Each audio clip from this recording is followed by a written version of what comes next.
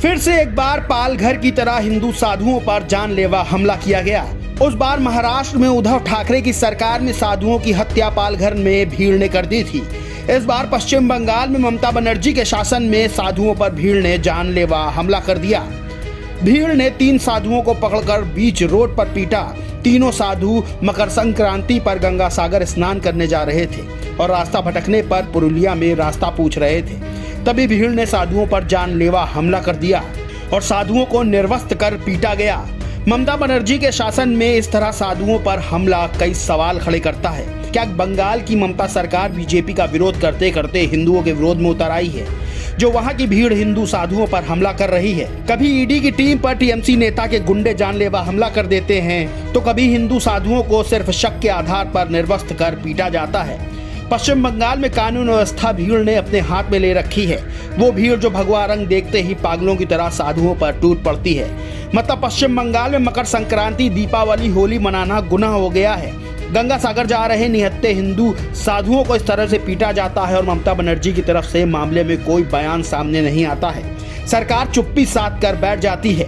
हाल ही में ममता बनर्जी ने कहा था कि दूसरे समुदायों की अवहेलना करना सही नहीं है। मैं ईश्वर अल्लाह की कसम खाती हूँ कि जब तक रहूंगी तब तक कभी हिंदू मुसलमान का भेदभाव नहीं करने दूंगी। लेकिन बयान के कुछ ही दिन बाद हिंदू साधुओं को भीड़ इस तरह पीटती है, जो अब दुनिया के सामने आ गया है। गंगा सागर जा रहे साधुओं की इस तरह से पिटाई की जाती है, लेकिन ममता बनर्जी एकदम चुप रहती हैं। पश्चिम बंगाल में भीड़ तंत्र हावी होता जा रहा है, लेकिन ममता बनर्जी चुप रहती हैं। बीजेपी का विरोध करते करते हिंदू विरोध हो रहा है, ममता बनर्जी चुप रहती हैं। सिर्फ सत्ता में बने रहने के लिए हिंदू विरोधी घटनाएं कब तक होती रहेंगी? ममता ही क्या, इंडी गठबंधन के सभी दलों के नेता इन निहत्थे साधुओं की पिटाई पर चुप हैं।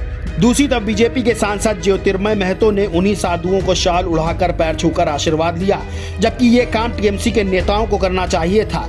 लेकिन टीएमसी नेता दावा कर रहे हैं कि ये घटना अफवाहों के कारण हुई।